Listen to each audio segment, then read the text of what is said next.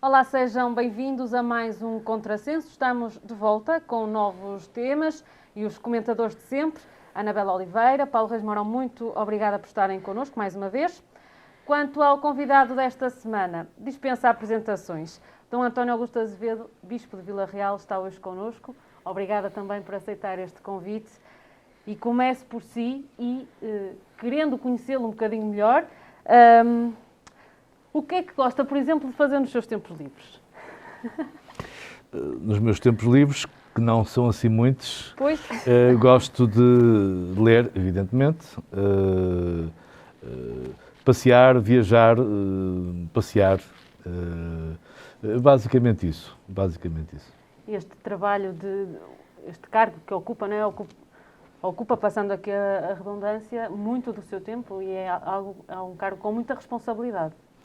Sim, este tipo de cargos, como bispo, como era como padre, é um tipo de cargo, isto é, de tarefa ou de missão, que é um pouco diferente de uma profissão onde, por natureza, há um horário de trabalho, não é? No nosso caso, não há propriamente um horário de trabalho, podemos gerir melhor algumas atividades, não é? Mas há compromissos que estão marcados, com certeza, também ao fim de semana, já agora, não é?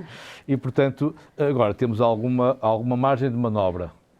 Mas quando se tem um território tão grande como este, se tem também um conjunto de instituições que têm que se acompanhar, padres, comunidades que têm que se acompanhar, evidentemente que a nossa sensação é que o tempo nunca chega para tudo. E, portanto, o tempo livre acaba por ser o mais prejudicado. Mas eu acho que se consegue gerir de forma equilibrada e, portanto, não me queixo. E como é que estão a ser estes tempos em que ocupa o cargo de bispo? Como é que está a diocese também? Bom, estes tempos têm sido muito estimulantes.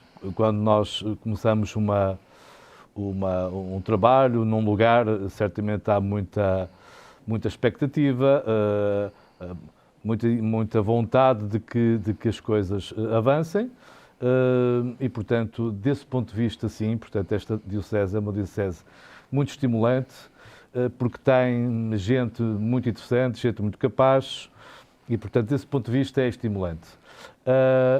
Tivemos aqui um pequeno grande contratempo, que foi esta pandemia, que tem muitas limitações, que nos criou muitas limitações. Tiveram que se reinventar também, sim, não é? E tivemos que reajustar algumas coisas, mas mesmo aí a resposta foi positiva, isto é, foi possível continuar algum tipo de trabalho, de atividade e, portanto, a diocese ter algum movimento e, portanto, desse ponto de vista também estou contente. E agora, mais proximamente, também este tempo de preparação da celebração do centenário, que também é uma, digamos assim, é um projeto muito interessante.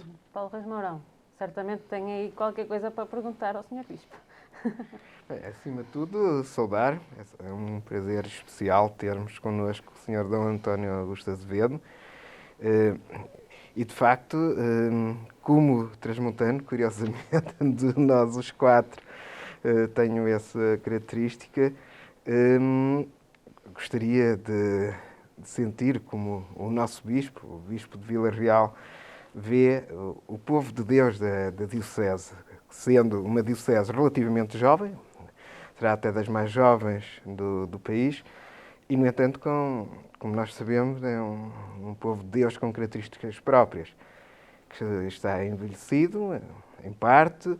Os residentes que cá ficam são residentes que, de facto, acusam o peso do envelhecimento. Aliás, como membro da Comissão Diocesana de Justiça e Paz da Diocese de Vila Real, e, portanto, na alçada do Sr. Dom António Augusto, nós vimos refletindo nessa dinâmica do isolamento, inclusive dos mais velhos, que comporta desafios próprios, quando eles simultaneamente são uma fonte de riqueza e de riqueza espiritual, porque tiveram contacto com uma igreja que vinha da décadas de 30, 40 e 50, mas também tiveram contacto com a renovação e com os movimentos que se foram sentindo na década de 60, 70, com o Concílio Vaticano II, E depois também com toda essa dinâmica que veio nas décadas de 80 e 90 da Igreja em Portugal.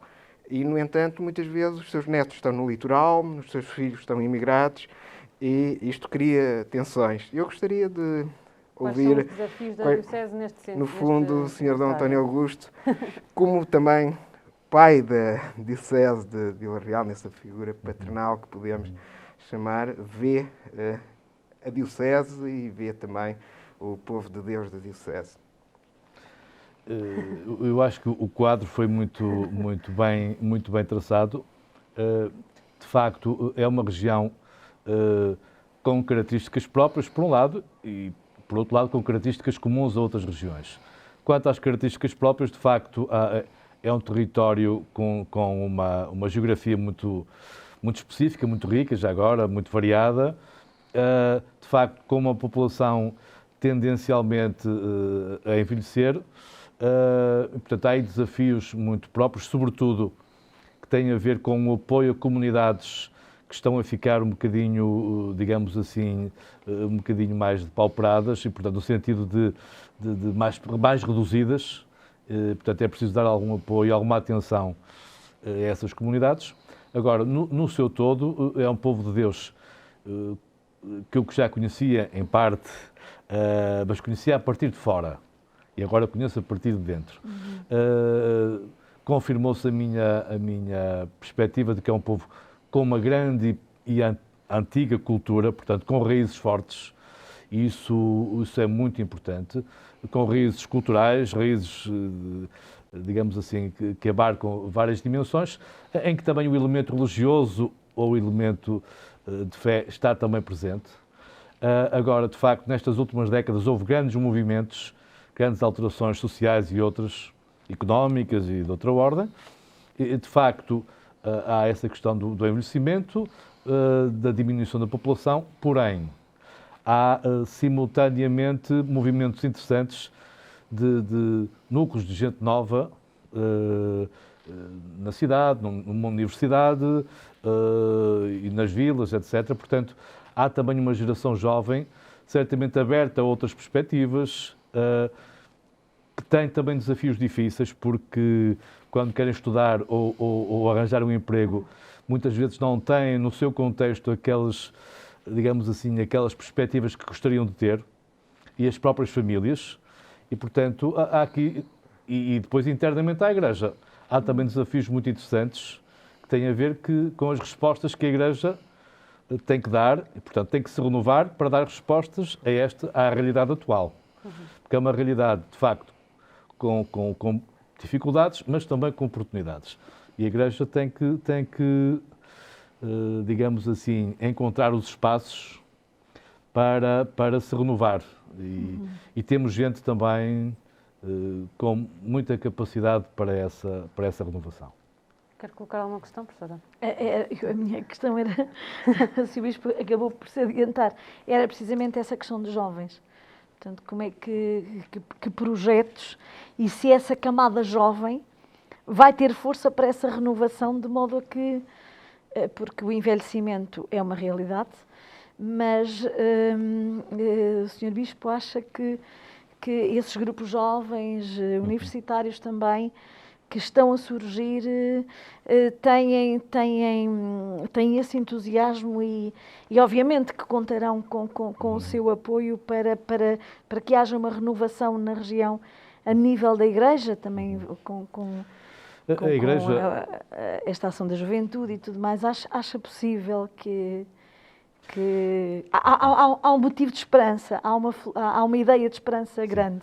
Sem dúvida, a palavra-chave é essa, a palavra esperança, isto é, da parte da Igreja há uma grande esperança nesta geração, como aliás o Papa Francisco variadas vezes tem referido. Agora, a esperança no caso da Igreja e desta Diocese tem que se conjugar sempre com realidade. Portanto, a Igreja, quando fala de esperança, não é uma esperança utópica, sim, é uma esperança que procura encontrar condições para se realizar. Isto é uma esperança performativa, como diz o Papa Bento XVI. Não é? E nesse sentido, de facto, embora a geração mais velha tenha um protagonismo importante que convém não dispensar, evidentemente. Mas quanto à geração mais jovem, eu julgo que há uma grande esperança naquilo que eles e elas possam fazer e desenvolver, mas evidentemente que vai depender muito também digamos assim, da sua própria capacidade, no sentido de que, às vezes, neste país, demasiadas vezes, estamos à espera que nos venham fazer as coisas. Eu julgo que a resposta está em aberto, vai depender muito da capacidade, algum apoio será indispensável, com certeza, para tomar iniciativas, para avançarem com projetos de várias ordem, culturais, turísticos, Sim, claro. de outra ordem, sociais, de variedíssimas ordens. E, portanto, está um pouco também nas suas mãos claro que isso supõe uma coisa que eu acho que é um desafio muitíssimo grande e difícil. A Igreja tenta que nas comunidades locais haja alguma vida, ser um polo de ligação, mas evidentemente que não é fácil. Não é fácil. E, portanto, jovens localmente, nas vilas, nas aldeias maiores, digamos assim, porem de pé projetos que sejam sustentáveis, etc, etc. É um desafio, possível em alguns casos, noutros difícil, mas eu acho que vale a pena tentar. E aqui, só mais uma nota que é, isto também passará um bocadinho por uma viragem, que eu acho que está a dar os primeiros sinais nas cidades, que é a abertura que a nova geração tem para um outro estilo de vida. Isto é, para outro tipo de valores. Para uma vida, se calhar, mais calma, mais próxima da natureza, uma vida, porventura, não tão dependente do bem-estar material e, portanto, da ânsia de ter rendimentos. Eu acho que esses valores estão a começar, esta geração está a começar a percebê-los, e eu acho que essa é uma oportunidade para esta geração. Mas está nas mãos deles. Nós estamos cá, nós, Igreja, para ajudarmos. As palavras do Sr. Dom António Augusto recordam-me uma apresentação que fiz há uns anos de um livro assinado pelo professor Dr. Eduardo Duque, Cônego Eduardo Duque, da Diocese de Braga, que refletia sobre o European Value Survey. Ele é um investigador das ciências sociais, com quem eu tenho tido o prazer também de trabalhar em áreas, e ele trabalhou o European Value Survey em toda a Europa e, curiosamente, observava, até mesmo para o caso português, que havia valores que as novas gerações apresentavam com muito maior tolerância do que as gerações dos 50, 60 e 70 anos. E, curiosamente, no caso português, havia uma maior intolerância, uma maior rigidez na leitura, inclusive da religiosidade, nas gerações dos 60, 70, 80 anos, da religiosidade e da arreligiosidade, curiosamente, do que os mais jovens. E acho que isso será uma oportunidade para os novos movimentos, para, de facto, a Igreja aproveitar toda essa dinâmica. E eu aproveitava próprio para perguntar algo que os meus amigos sacerdotes também perguntam. E, de facto, a renovação das vocações, de facto, o lado do próprio envelhecimento do clero e, em alternativa, também uma maior exigência física e espiritual que hoje é pedido ao sacerdote. O que é que o Sr. Dom António Augusto pode... Olha, em primeiro lugar, agradeço a pergunta porque me permite também aqui incluir um elemento importantíssimo, que é, do conjunto do povo de Deus desta diocese, um elemento importante é também o do clero. Eu conhecia já a grande parte do clero, muitos foram meus alunos, dos padres da diocese, os mais jovens, claro, e devo dizer, sem qualquer, digamos assim, intuito de estar aqui a fazer um elogio fácil, mas que a diocese tem uma centena de padres e, de facto, é um conjunto muito bom, por um lado. Por outro lado, em termos de média etária, estará entre os mais jovens do país. A média deve andar pelos 60 anos e, portanto, isto é, temos uma percentagem muito interessante de padres abaixo dos 50 anos.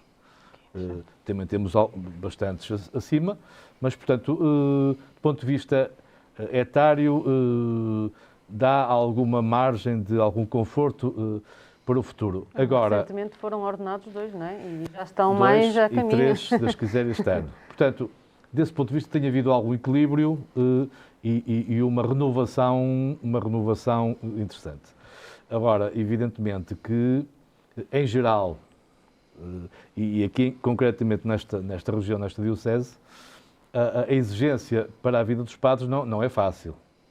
Não é fácil. E, portanto, de um modo geral, felizmente há uma boa ligação do clero às comunidades locais, até porque a Igreja tem esta particularidade, não é?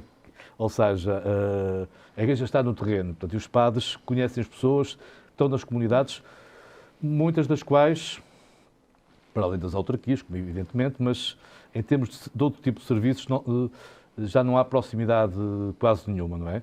O clero mantém essa ligação local, essa ligação próxima às comunidades, e isso é uma riqueza enorme. E, portanto, é um fator a ter em conta, que é este fator de ligação às comunidades locais. Agora, também não é uma vida fácil, digamos assim, ser padre em alguns meios mais isolados, meios onde as condições são mais difíceis e, sobretudo, meios... Já o São Frei Bartolomeu dos Magos falava das exigências dos padres do Barroso. Exatamente, mas sobretudo meios mais dispersos. Mas nesse tempo ainda havia muitos padres. Não havia mais. Eu dou sempre um exemplo, já que estamos no ano do centenário. Quando a Diocese foi criada em 1922, havia 400 padres. 400. Hoje há 100, que é um número interessante, mas há aqui uma desproporção. Havia paróquias, aqui bem perto da cidade, onde viviam 5 padres, 6 padres. Hoje há um padre para várias comunidades. E, portanto, isto também cria aqui uma necessidade de uma assistência que cria alguma dispersão. Não é? Portanto, temos uma equipa, um conjunto muito bom, mas, evidentemente, com exigências difíceis. Então, temos que ser um bocadinho compreensivos. Deixa-me só perguntar aqui, na sua opinião, estes casos que tem havido agora, que muito se fala no seio da Igreja, isso de certa forma também afeta o facto dos jovens, neste caso, quererem ir para a Igreja, quererem estar mais presentes? Refere-se aos casos, aos escândalos? Sim, aos escândalos, sim. Pois. É um tema mais delicado, mas sim, com certeza. Acho que é pertinente abordarmos, não é? Tem toda a razão. De facto, em qualquer instituição, tudo que sejam procedimentos negativos afetam sempre um bocadinho, na Igreja também, mas afetam mais neste aspecto, no aspecto de alguma desconfiança. Agora, não se tem notado, falo por nós, mas falo também pelo país. Daquilo que conhece também, não é? Não, e de que eu sou responsável, portanto, claro. Como eu sou Presidente de uma Comissão Nacional que superintende essa área, em termos diríamos, de vocações de gente que toma a decisão de ir para um seminário, não há relação. Afeta, não há, ainda não se estabeleceu ainda uma ligação direta, não. Portanto, as pessoas continuam a vir para os seminários. Talvez a maior diferença seja, que é uma constatação, é que, digamos, nas últimas décadas, não há, digamos, uma incidência tão forte dos seminários menores. Hoje, praticamente, em Portugal e na Europa, etc., com o ensino público, etc., a maior parte das pessoas entra para o seminário já na fase maior, portanto, já na fase em que são adultos. Alguns vêm de alguma profissão, vêm da universidade, etc. E, portanto, aquele ritmo clássico, que era muito, na nossa região, anos 50, anos 60, que nesta região o seminário foi muito importante, porque era muitas vezes a única forma de formação para as pessoas. Não havia ensino local, Exatamente, não havia ensino público. O seminário fez esse imenso serviço. Exatamente, sem dúvida. E, portanto, agora esse modelo passou. Não é? E, portanto, hoje já não há essa questão de seminários menores, praticamente. Temos meia dúzia de alunos, as pessoas vão para o seminário já maiores. E esse número, no nosso caso, tem-se mantido mais ou menos estável. Portanto, não há até haver uma relação direta. Muito bem. Eu gostaria de colocar uma pergunta que tem a ver com a formação. Portanto, a formação das crianças. Apesar de ser uma região, obviamente, como todo o país, está com problemas de natalidade, como é que está a dinâmica na Diocese da formação, da catequese, da formação das crianças, a idade das pessoas que estão a fazer essa formação? Como é que está essa renovação a ser feita? Muito bem, isto é, esse é um trabalho da responsabilidade das comunidades locais e, portanto, tanto quanto eu vou acompanhando, há trabalhos muito interessantes, gente preparada para fazer isso, talvez até a situação um bocadinho mais difícil é, de facto, nas comunidades mais pequenas, onde há pouquinhas crianças. Evidentemente que, digamos, a formação é a formação possível. Mas, de um modo geral, temos excelentes catequistas bem preparados, pessoas bem formadas. Portanto, desse ponto de vista, estou muito contente com o trabalho que se vai fazendo, embora esse acompanhamento e essa formação também foram um bocadinho, digamos, afetados pela pandemia. Portanto, estes 2 anos foram também um bocadinho mais difíceis desse ponto de vista. Muito bem. Vamos pegar então no facto de estarmos a falar dos mais novos e da pandemia e falarmos então agora, avançarmos para o próximo tema que tem a ver com a vacinação das crianças contra a Covid-19, que aconteceu este fim de semana. Qual é que é a sua opinião sobre a vacinação nas crianças? Eu julgo que esta pandemia nos mostrou muito pequeninos, e como muito pequeninos que todos nós nos sentimos, pedimos uma grande responsabilidade a quem está a decidir a nossa vida, nomeadamente os Estados, nomeadamente as farmacêuticas, e, portanto, estamos com uma certa ideia de que estamos a passar cheques em branco a todas estas entidades, aos Estados, às farmacêuticas, a outras entidades que vão dominando o mainstream da opinião mundial. Obviamente, há os dados e pronto, nós estabelecemos correlações fortes entre vacinação e menor pressão nos sistemas nacionais de saúde, sem sombra de dúvidas. Há essa correlação e, portanto, significa que países onde a vacinação mais avançou são países que permitem uma folga maior na resposta aos Serviços Nacionais de Saúde. Agora, estamos, e isso é certo também, a queimar muitas etapas dos processos metodológicos normais de avaliação laboratorial. Isto é, obviamente, em favor de controlar esta pandemia, nós estamos a acelerar os ritmos de observação que seriam ideais para os testes laboratoriais, para as análises das consequências a médio e longo prazo. Eu recordo-me, por exemplo, o exemplo de um católico, o Pasteur. Só quando uma mãe se atirou aos pés dele para que ele vacinasse contra a raiva uma criança que estava às portas da morte, é que ele aceitou vacinar depois de ter testado aquela vacina em centenas de animais. E, portanto, ele não se sentia confiante para testar aquela vacina num ser humano. Mas tendo em conta que muitos adultos já foram vacinados. Já foram vacinados e também é um ponto a favor, estamos aqui a favor da vacinação. E foram ultrapassadas agora, muitas questões burocráticas há, de facto, que existiam antigamente e que agora foram enormes para que todos estes ritmos estejam acelerados. Obviamente, vamos acreditar que as consequências são muito menores em termos negativos do que, de facto, o ganho que temos em saúde, que temos em recuperação, que temos em folga dos Serviços Nacionais de Saúde. Agora, temos que estar também convictos de que há aqui ultrapassagens de timings que, devido a esta pressão que se está a colocar a todo nível, nós efetivamente estamos a fazer.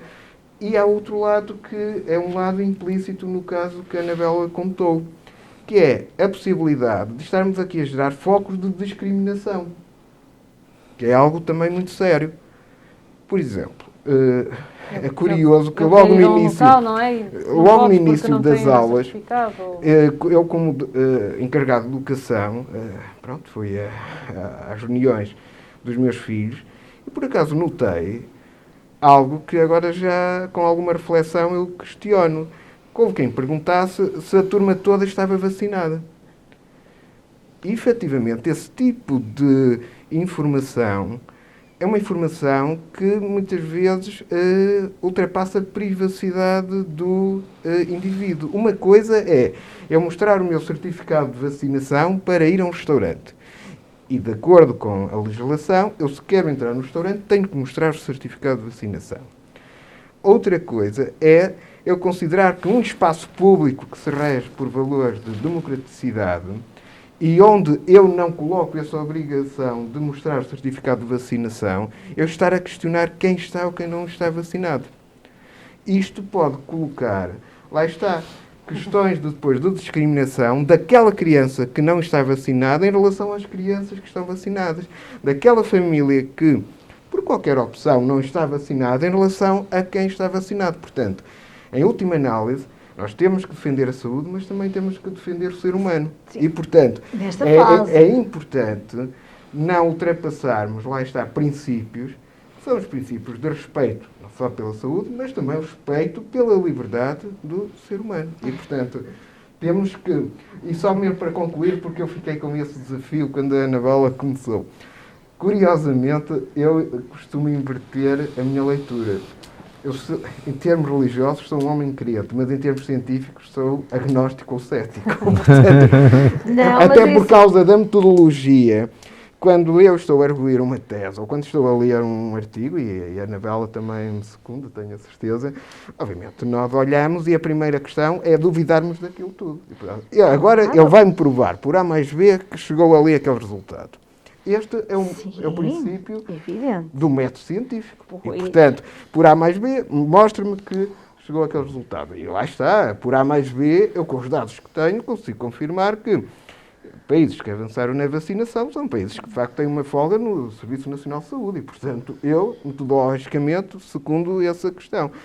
Agora, metodologicamente, também reconheço que estamos a ultrapassar etapas de um processo laboratorial normal que exigiria outro tipo de timings. Agora, compreendo que com o fogo a queimar casas nós não podemos estar aqui a discutir qual é o método de E também é verdade de apagar, que a doença nas crianças não é tão grave e não afeta tanto e se calhar estamos a exagerar porque mesmo que apanha não é grave, isso é verdade.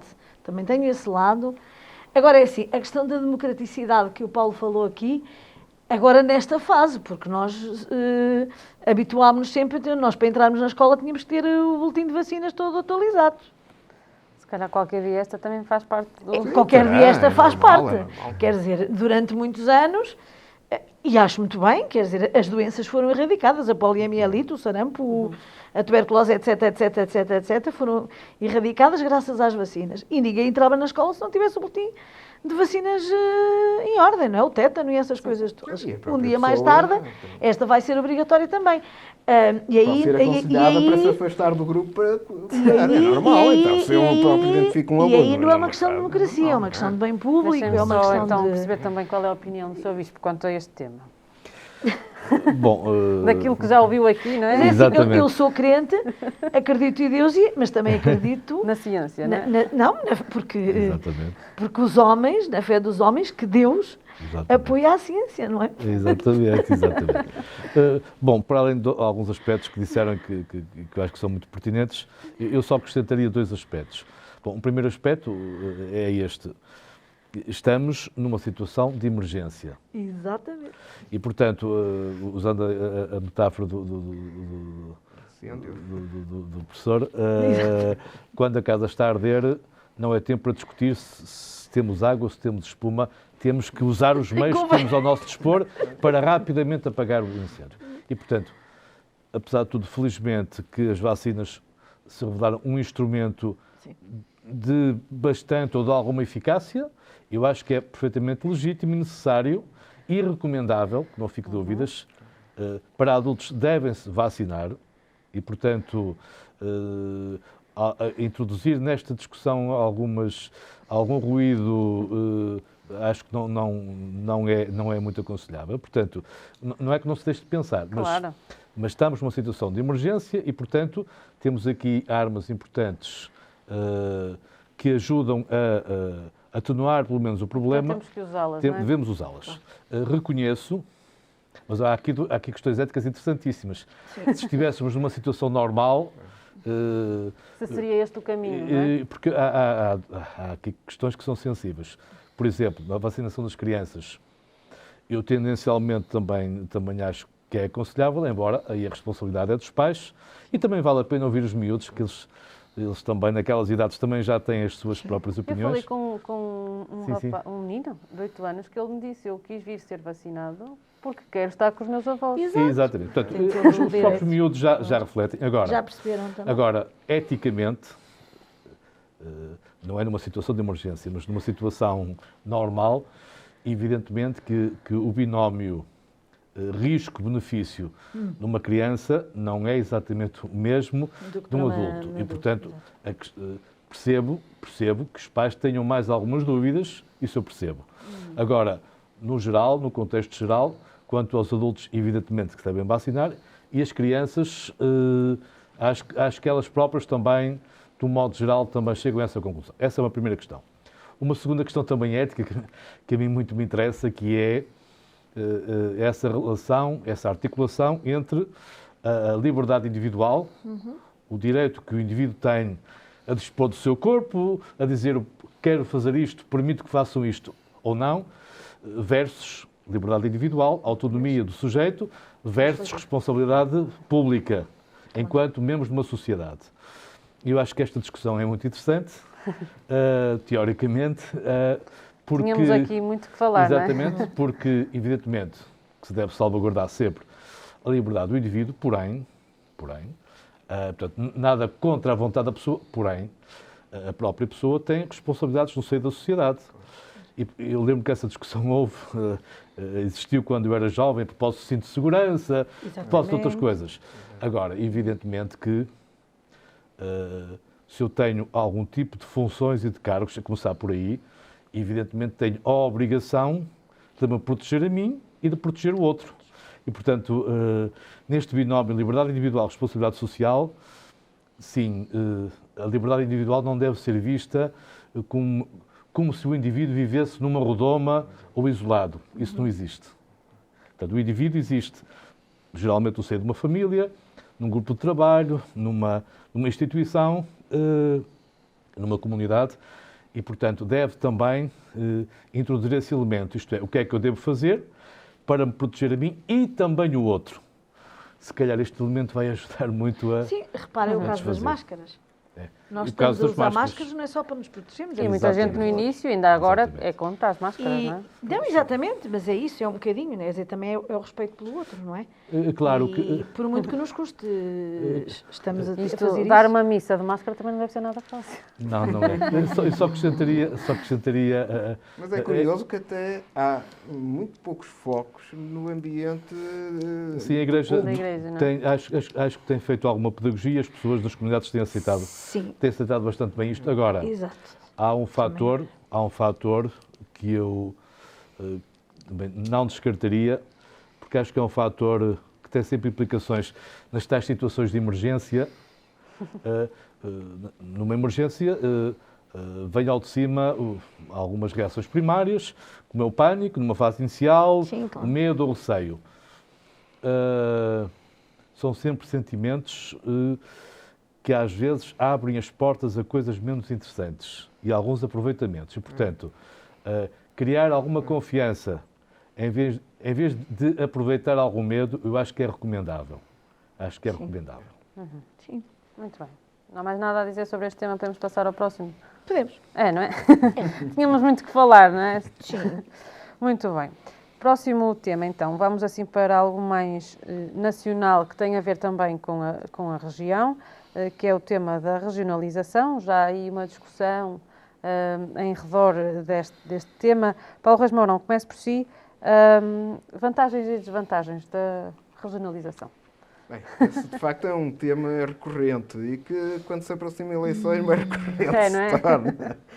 Agora, de facto, é curioso que, e até aproveitando também que temos aqui o Dom António Augusto, o próprio sentido de Portugal surge a partir de um homem da Igreja, que é São Martinho de Dume. Vai reunir, lá está, em sessões catequéticas, muitos homens da Igreja, curiosamente, que vão acompanhando ali em Dume, portanto, nos arredores de Braga, onde agora está, inclusive, o campo da Pedreira, não é? O estado da Pedreira. E quem são eles? São, sobretudo, homens que vêm ali entre Malgaço, Monção, até Coimbra, Lamega. O que é isso, no século VI? É a origem do condado portucalense. E, portanto, e porquê? Porque ele era um homem que seguia um pensamento de Santo Agostinho, e o Santo Agostinho, ao compreender que aquele espírito romano estava a ruir, ele compreendeu que, de facto, os problemas tinham que estar perto das soluções e as soluções dos problemas. Isto é, tinha que haver um movimento de descentralização. Não um sentido imperialista, um sentido centralizador, mas um espírito de descentralização. E daí ele defendia, de facto, igrejas com autonomia, e daí um dos discípulos, digamos assim, desse pensamento, que veio até aqui e acaba por dar origem ao Condado Portucalense, e o Condado Portucalense dá origem ao Estado de Portugal. E, portanto, quando nós falamos de regionalização, até em termos económicos, nós falamos de diversos modelos que acabam por trazer mais vantagem às comunidades e aos agentes económicos, porque as soluções acabam por ser mais ágeis perante os problemas também locais. E há muitos modelos, desde modelos norte-americanos, até modelos europeus, até modelos asiáticos. Agora, quer-me parecer que são dossiês que, infelizmente, surgem com alguma vontade de ficar num espaço de discussão, num espaço teórico, e que surgem depois um bocado bissextos em função também de climas eleitorais. Porque eu nunca vejo ninguém querer discutir o âmago da descentralização, que é a descentralização das receitas, mas também das despesas.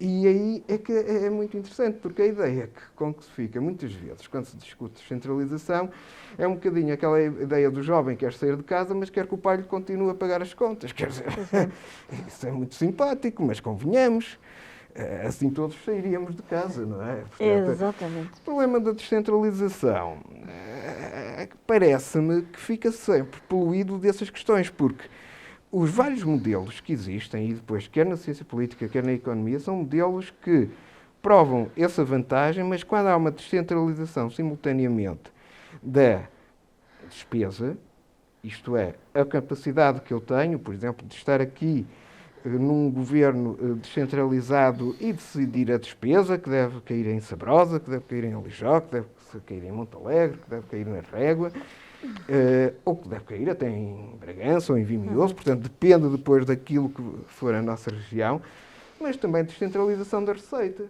porque eu não tenho que esperar que 100% desta despesa seja financiada por receita que tenha sido coletada a partir do Terreiro do Paço. E aquilo que acontece é parte dessa receita ser coletada no Terreiro do Paço, mas uma outra parte, uma parte significativa, ser coletada regionalmente. E aí, o que é que vai obrigar? Vai obrigar a que, se calhar, os modelos de governo regionalizado sejam governos que afetem um certo tipo de despesa à sua própria capacidade de receita. E não tenho dúvidas que, em muitos casos, haveria uma melhor gestão inclusiva da despesa quando são as próprias pessoas locais que percebem as suas capacidades, percebem a necessidade de serem mais comedidos em algumas despesas e priorizarem outras. E muitas vezes há exemplos maravilhosos de regiões que nós consideraríamos, se calhar, com um menor nível de industrialização, com um menor nível de PIB per capita, e que acabam por gerir muito melhor os seus recursos quando têm essa capacidade de perceber simultaneamente as necessidades que têm, mas também as receitas que têm. Porque o que acontece muitas vezes nos Estados centralizados é que ficamos sempre com a ideia que nos tiram mais do que aquilo que nós damos. E, portanto, nesse aspecto, a regionalização acho que é um tema muito sério e, obviamente, eu tenho muitas questões a colocar para ela ser discutida. Pronto, não é só nos fóruns académicos, mas depois na aplicação prática. E, acima de tudo, eu continuo a dizer, é uma oportunidade, em muitos casos, e isso a história económica tem provado, de se gerir melhor os recursos, inclusive de gerirmos com inovação social, os problemas que surgem. E, portanto, nesse aspecto, acho que a regionalização é algo sério, que deveria ser avançado, que deveria ser bem pensado, e eu só consigo compreender que há alguma malícia quando se quer colocar os assuntos e não se tem vontade depois de os pôr no papel. Doutora, é preciso, de facto, passar das palavras aos atos. Sim, tema, não é? Obviamente não posso concorrer aqui com a sabedoria do meu colega do lado, não é? Em termos económicos. Portanto, a minha opinião é um bocadinho... Eu conheço mais ou menos o sistema francês. O que leva é assim, eu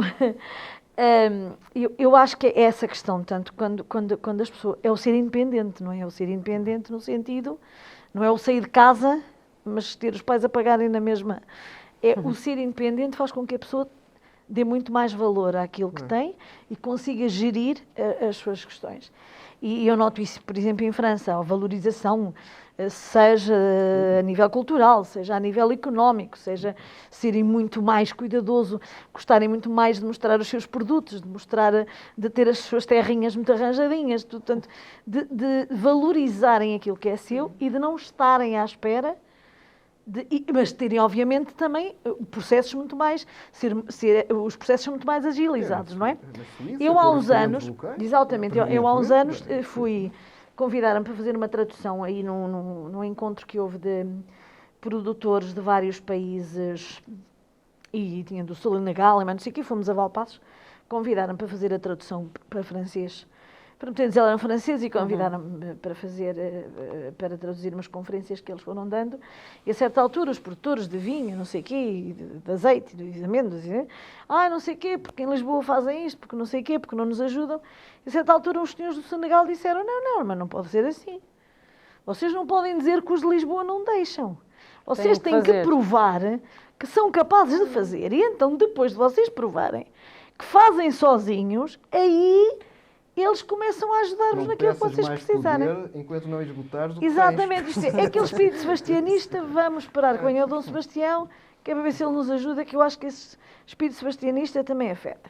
Isto é que eu acho. Agora, por outro lado, é um bocadinho o desconhecimento. Só se fala em regionalização de vez em quando vêm as eleições, mas não há conhecimento. As pessoas, na realidade, não, mesmo os referendos e tudo, não há.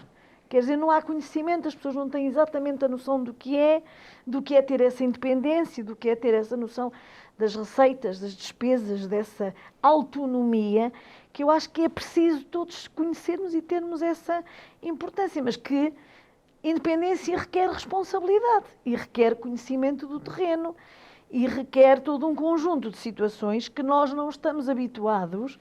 Porque estamos habituados, lá está, a queixar-nos do poder central. E que o processo não seja só dos políticos. E que o processo não seja só dos políticos. E que haja, porque, por exemplo... França são exatamente. Porque, por exemplo, em França, as pessoas vivem muito em comunidades, as comunidades moradores, as comunidades regionais, culturais. É tudo quase uma cooperação muito grande. E aqui não, as pessoas não estão tão unidas assim.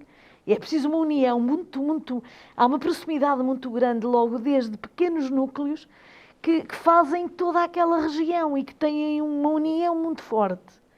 E que eu acho que nós não temos. Partimos logo do princípio, sei lá, temos deputados da Assembleia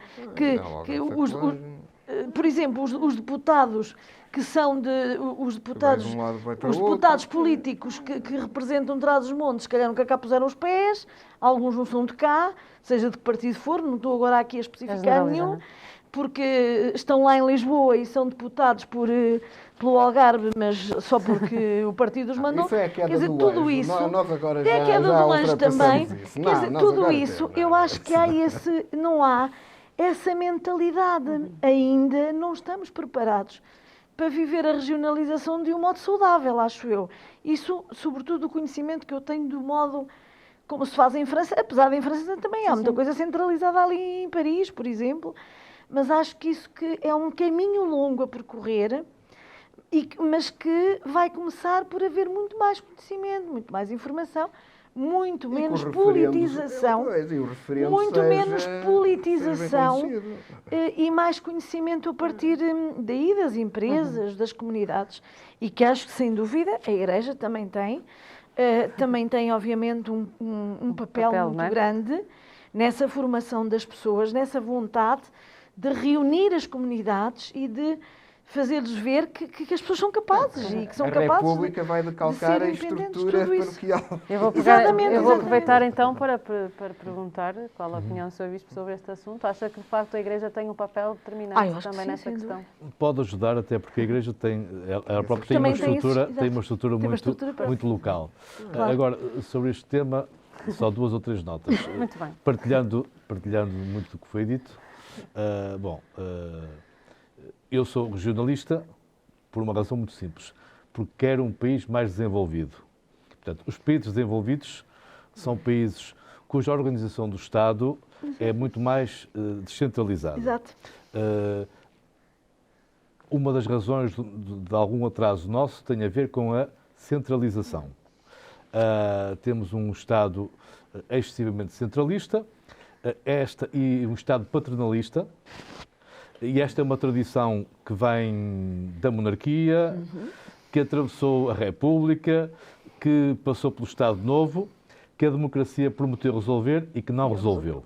Sem dúvida. A prova disso foi, ouvimos a semana passada alguém com conhecimento de causa, e todos nós temos, mas a dizer que, mesmo depois de um referendo, que não vale a pena falar nisso, não se avançou na descentralização. Eu acho que, em alguns aspectos, se acentuou o centralismo. Sem dúvida. E convém aqui ligar algumas coisas que, às vezes, quando se fala de centralismo, fala-se de burocracia e temos o caldo próprio para germinar algum tipo de corrupção. Portanto, os países subdesenvolvidos são países centralistas. Portanto, eu sou regionalista. Agora, não gosto de falar da palavra por uma razão muito simples. Porque após o referendo, este tema tem sido usado como pura retórica. E, portanto, pura retórica. Puro interesse. E, portanto, eu desejo a regionalização, mas não falo dela e traduzo-a com uma outra expressão. Eu quero um país mais equilibrado, mais justo, mais desenvolvido, e já agora também na relação litoral-interior, e isso será conseguido com uma reforma do Estado. Reforma do Estado. Isto é, estamos no século XXI e o Estado não está pensado como o Estado há século XIX. Há século XIX. E, portanto, desse ponto de vista, eu quero ver para crer. Portanto, é um tema em que eu não acredito nos discursos, quero ver medidas efetivas de descentralização. Era o que eu dizia há pouco, é preciso passar das palavras aos atos. Agora, em termos concretos, precisamos de repensar nos vários setores, onde é que é preciso menos Estado Central, onde é que faz sentido uma lógica regional, isto é, onde tem que haver partilha de poderes, chama-se poder. Partilha de poder e melhor gestão de recursos. Porque senão entramos neste debate com os argumentos de há 20 ou 30 anos, que deu o resultado que deu. Eu, a propósito, folgo muito que vários atores políticos tenham evoluído na sua opinião. Folgo folgo muito com isso. Aliás, é uma coincidência que algumas pessoas que depois entram na realidade dos problemas, de facto, se vão tornando regionalistas. Em contrapartida, outros que, quando estão no terreno, são muito regionalistas, quando chegam, todos os partidos chegam ao poder, não podiam ser mais centralistas. Portanto, este ciclo vicioso tem-se repetido e, portanto, tem sido uma das grandes razões de algum atraso do país. Eu quero uma reforma do Estado para o século XXI. Um Estado ágil, com serviços mais produtivos, mais próximos. Isso não significa gastar mais dinheiro nem ter mais lugares, mais cargos. Não significa tirar dali para colocar no sítio certo. E, portanto, quero ver para crer. Agora, não tenho a menor dúvida de que será decisivo para o futuro do país. Como também não tenho dúvida que será muito difícil.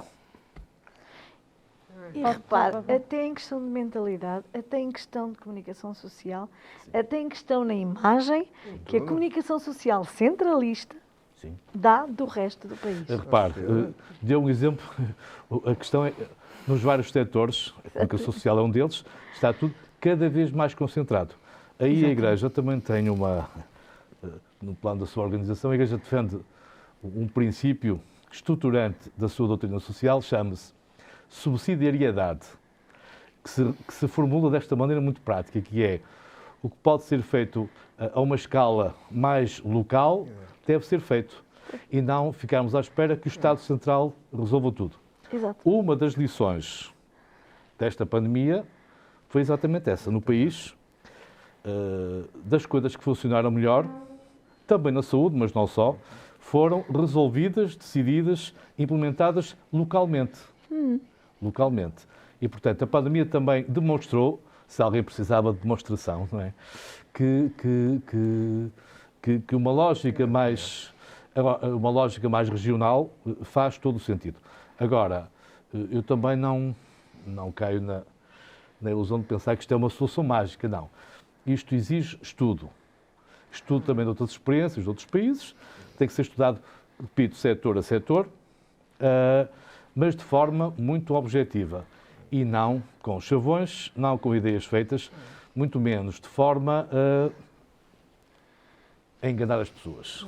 Não é? Portanto, isto é um tema que se presta muito, até, já para terminar, até se presta muito a lógicas destes contra aqueles. Eu não estou contra ninguém. Sim, mas presta-se. A lógica é que Estado queremos e precisamos para o século XXI, porque a organização do Estado, digamos assim, os números comprovam, é um Estado demasiado grande, demasiado pesado, consome demasiados recursos para aquilo que produz. E, portanto, um país com este peso do Estado, e eu não sou liberal, portanto, que não fiquem dúvidas sobre isso, mas, digamos assim, não tem dificultado a evolução, o progresso do país. O progresso do país, é verdade. Sim. Muito bem. Vamos então para o último tema. Vou começar aqui pelo Sr. Bispo e vou começar aqui com uma pequena citação da mensagem de Natal, em que diz que o tempo de Natal é um tempo singular, cheio de tradições e vivências únicas e das mais belas das nossas vidas. A pergunta que lhe coloco é: o Natal, o espírito de Natal ainda é o que era?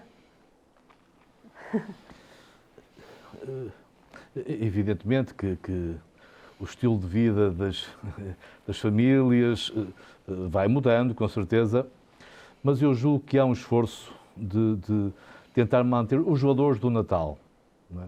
Os valores do Natal. E a esse propósito, portanto, mesmo nas novas gerações, eu acho que tem havido esse esforço, valores como o encontro da família, valores como a partilha, e, portanto, acho que as pessoas são sensíveis, mesmo a nova geração é sensível a isso. Por exemplo, uma das coisas que me tem agradado bastante e que a Igreja também tem feito algum esforço, que é, por exemplo, o não perder o sentido espiritual. Por exemplo, eu vejo hoje já muitas famílias que na própria ceia de Natal fazem uma oração, etc. E, portanto, claro que houve uma invasão, isto é, uma intromissão cada vez maior de um certo espírito comercial do Natal, mas isso é mais ou menos inevitável. Agora, eu ficaria mais preocupado se perdesse a essência do Natal. Eu julgo que, apesar de tudo,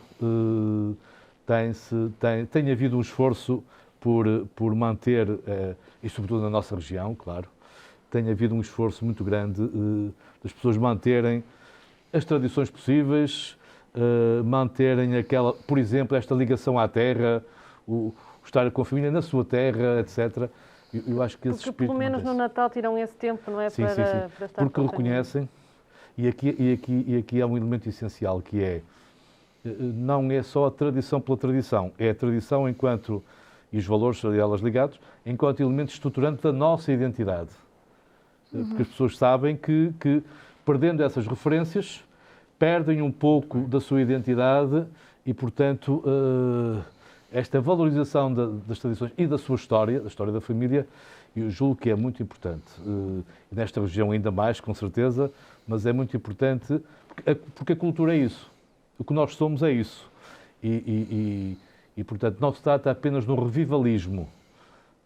Poderá haver aqui ali alguns revivalismos, mas não se trata de um revivalismo. Trata-se das pessoas e novas gerações e as famílias mais jovens perceberem que esses elementos são importantes para reforçar a coesão das famílias e também das comunidades.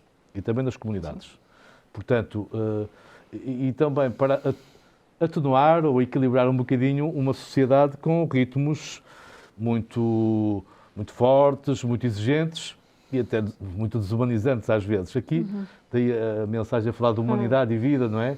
Para as pessoas se reconciliarem com outras dimensões da vida, não as esquecerem. Muito bem. Eu julgo que isso é importante. Paulo Reis Mourão, o Sr. Bispo já falou aqui desta questão do Natal também estar muito direcionado para as questões comerciais. Muito rapidamente, que impacto é que tem esta altura do ano na economia do país? É um impacto significativo. Desde logo, quando se olha os indicadores mensais da atividade económica, dezembro contraria completamente o que acontece em outubro e novembro, que é uma redução do dinheiro nas ruas, se quisermos, numa linguagem muito comum. E, portanto, em dezembro, pelo contrário, há um pico. Significa que as pessoas gastam mais, o comércio fatura mais e, portanto, existe aqui o chamado efeito multiplicador muito mais acentuado. E nesse aspecto, o Natal, de facto, permite não só gastarmos mais, como muitas vezes é visto quase como a salvação de um determinado ano económico para muitas atividades.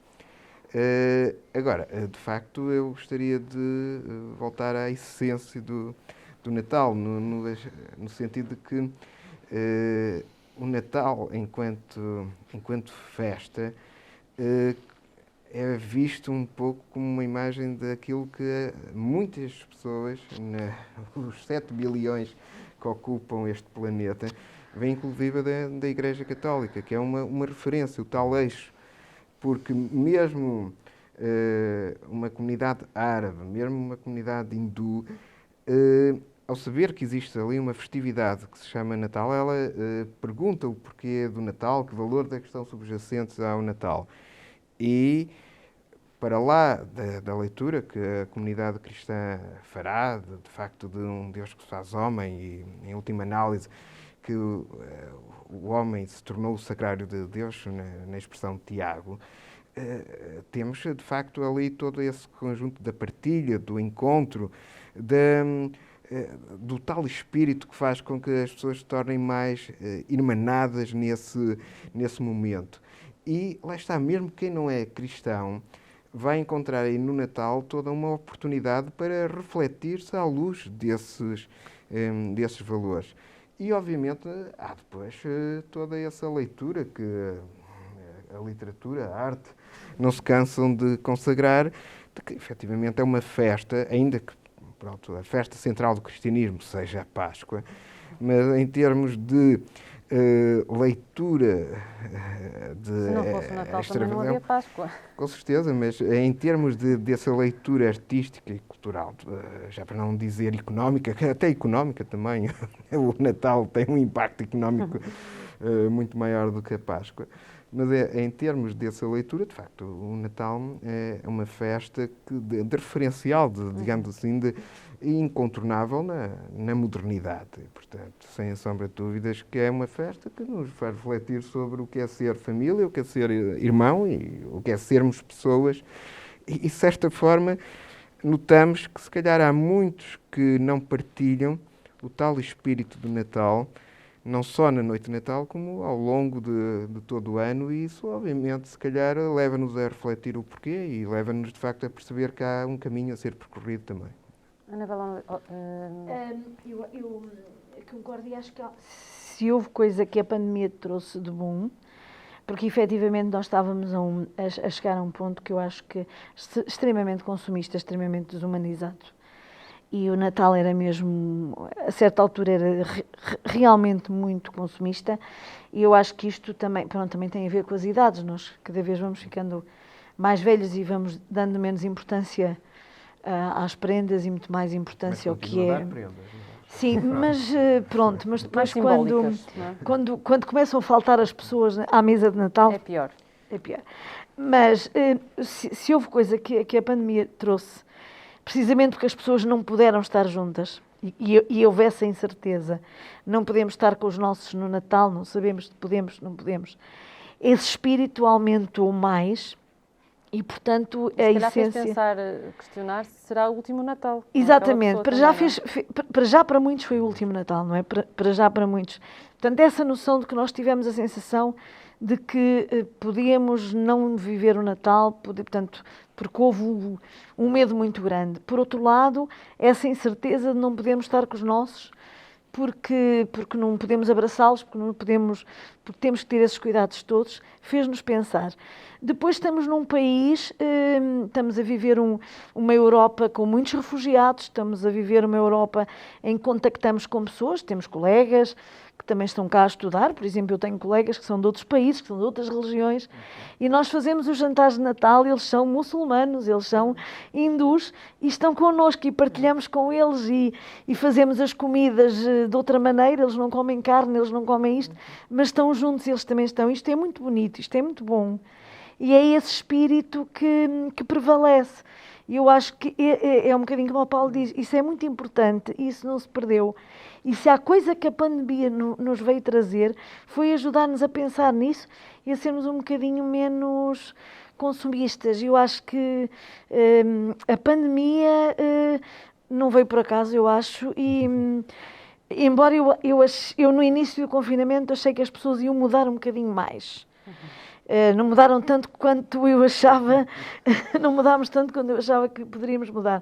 Mas eu acho que a certa altura havia consumismo a mais e espero que tenhamos aprendido alguma coisa e que esse espírito de união, de paz, lá está, é o momento da família, mas que é uma família alargada, que é uma família, porque nós temos pessoas de outros países, de outras religiões, de outras crenças, que na realidade todos nós temos, é algo que nasceu de bom e é nós.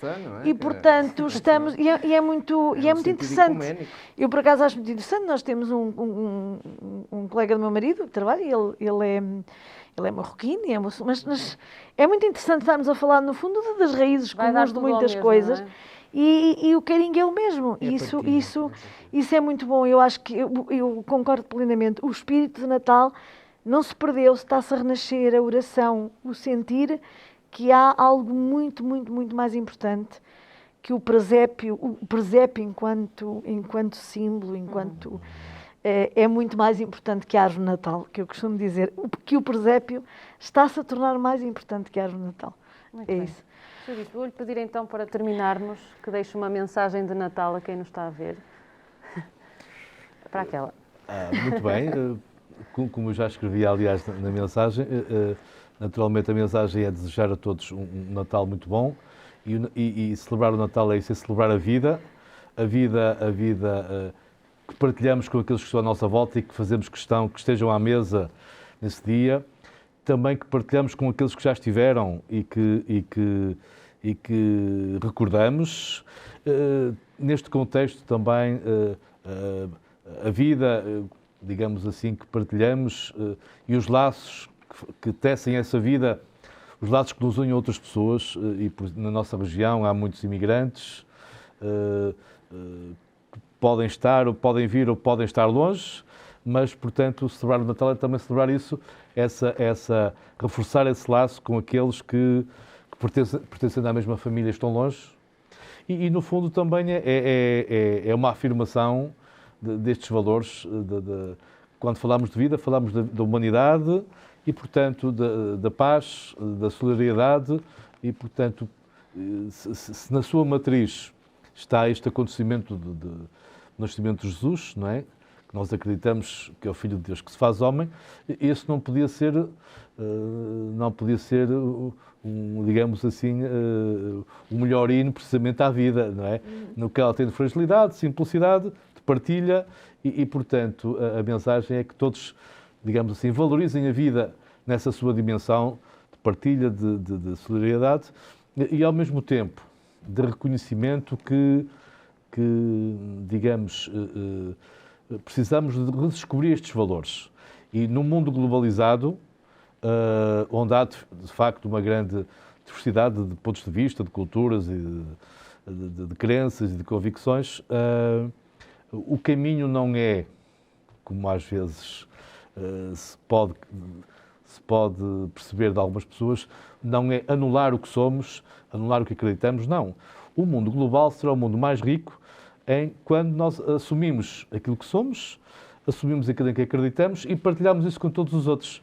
Isso é que é cultura, isso é que faz cultura, isso é que faz fraternidade. Portanto, o Natal é também uma festa da fraternidade.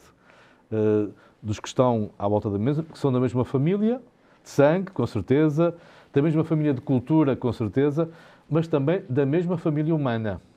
Portanto, o Natal tem essa grande virtualidade e, portanto, é essa mensagem de reforçar essa fraternidade, porque quando se reforça essa fraternidade, reforça-se a paz, reforça-se o diálogo e todas essas coisas inerentes. Portanto, é isso que eu espero que este Natal seja um Natal que nos recentra naquilo que é mais importante para cada um e para todos. Muito bem. Muito obrigada mais uma vez por aceitar o nosso convite, para estar aqui connosco. A vocês, Feliz Natal e voltamos em 2022 com novos temas para abordar, não é? Sim. Assim que esteve a ver-nos aí em casa, voltamos em 2022 com novos temas, é claro, novos convidados e tenha um bom Natal.